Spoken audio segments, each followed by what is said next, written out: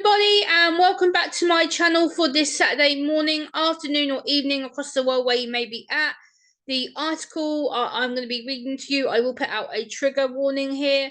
If you get easily triggered or easily upset about special needs students being assaulted by a professional on a special needs school bus, then please do not watch this video. Please watch it at a later convenience where you won't get upset as easily. But I have to share this as an autistic woman, as some of the students involved in this abuse are autistic and some of them are non-verbal. The article is from cbsnews.com. I'm going to read it to you and then you can watch the video at your later convenience. So let's get into the article.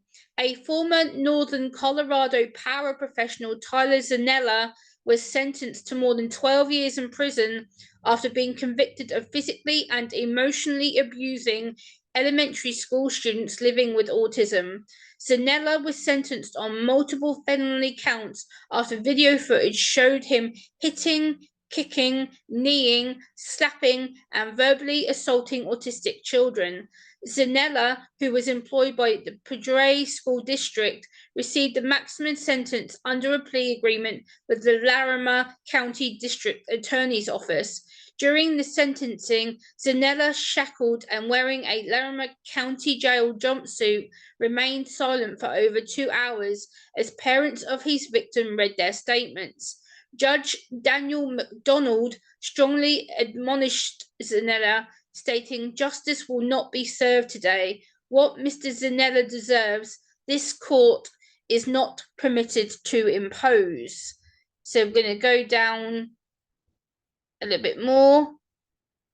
McDonald emphasized that the court and law enforcement were protecting Zanella by sentencing him to more than a decade in prison, acknowledging that the victims' families might have desired harsher punishment. So this is the scumbag in question here on this photo. You disgusting piece of shit. You disgusting human being. Vile human being. Zanella had been hired by PSD as a paraprofessional despite having a prior child abuse conviction. His defense attorney attributed the conviction to his alcohol addiction rather than a history of physical abuse. However, both parents and McDonald argued that his past should have disqualified him from working with children. Priscilla Miller, the mother of one of Zanella's victims, described her son as having been physically assaulted multiple times by Zanella. All of Zanella's victims were between the ages of 5 and 10 years old. You disgusting scumbag. Evil. What the hell? Miller's son, who remains unidentified due to his age, was observed being hit and slapped in security videos from the school bus. Miller noted that her son, who is non-verbal and living with autism, suddenly lost his enthusiasm for riding the bus in early 2023. Despite her efforts, she couldn't determine the cause of his distress. Fortunately, another abused student was able to communicate with their parent, revealing Zanella's mistreatment. The parent reported the incident to PSD, triggering an investigation that uncovered numerous instances of abuse captured on security footage. Over 160 videos have surfaced showing Zanella pinching, slapping, hitting, and verbally abusing children, many of whom who are non-verbal students with autism.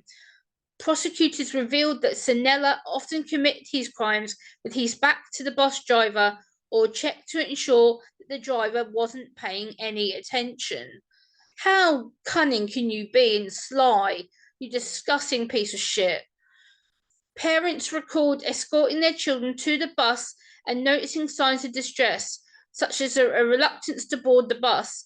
Sabrina Herrick, another parent of an abused child, expressed dissatisfaction with Zanella's sentence, emphasizing that her child and others would endure the trauma for longer than Zanella's incarceration.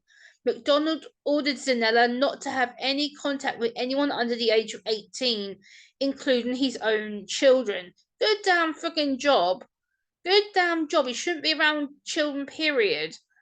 Like, yeah, so that's the end of the article there. But there is a video showing obviously the distressing footage, which I'm not going to play because I don't want to distress people. But my autistic perspective on this is that guy is a human piece of garbage. He is disgusting. He should never, ever, ever, ever, ever be allowed to work with children or young adults ever again. I'm glad that they have sentenced him to 12.5 years behind bars. He can never, ever hurt any children ever again. And the fact that the judge has ordered him not to have any contact with any children, including his own, under the age of 18, good damn job. What the hell?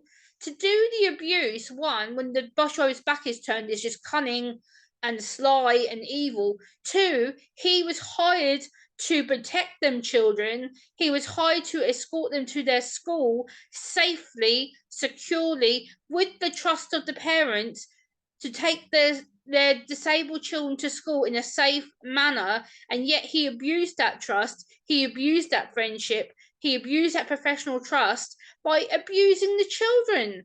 What on earth were you thinking? And what on earth were they thinking, letting someone with an alcohol addiction work with children? Surely you would have thought, you would have checked his convictions out and gone through his criminal record thoroughly and said, actually, hold on, there's red flags here. He's abused children before. He's got an alcohol addiction. Don't we think that that should have stopped him working in that environment to begin with? This makes my blood boil. It makes me sick. It's disgusting. It's evil. It's just, I couldn't imagine what these poor children and their parents are going through. This sentence will never do them justice, ever. It won't. Let's just state a fact here. The guy has been sentenced. He has been convicted. He is now incarcerated for 12.5 years, which I think is not long enough, but it's been done. The court has convicted him. He's been sentenced by the judge. But I hope to God that this now makes the American authorities check who they are hiring before they put these adults on a school bus, because there's another case that I'm going to be covering as well. But this makes me so angry. It makes me so angry and sad that a human being can do this to vulnerable children, vulnerable young people. Many of them clearly can't speak because they're nonverbal, so they've got no chance of telling their parents or telling the school authority that they're being abused.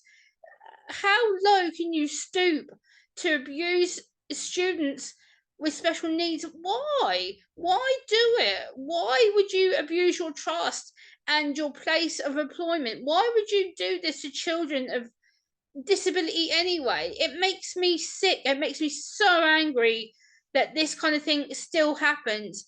It's so sad, so evil, so wrong. Please let me know what you think down in the comment section down below. I will link this article and the video in the comment section down below. And as always, thank you so much for watching.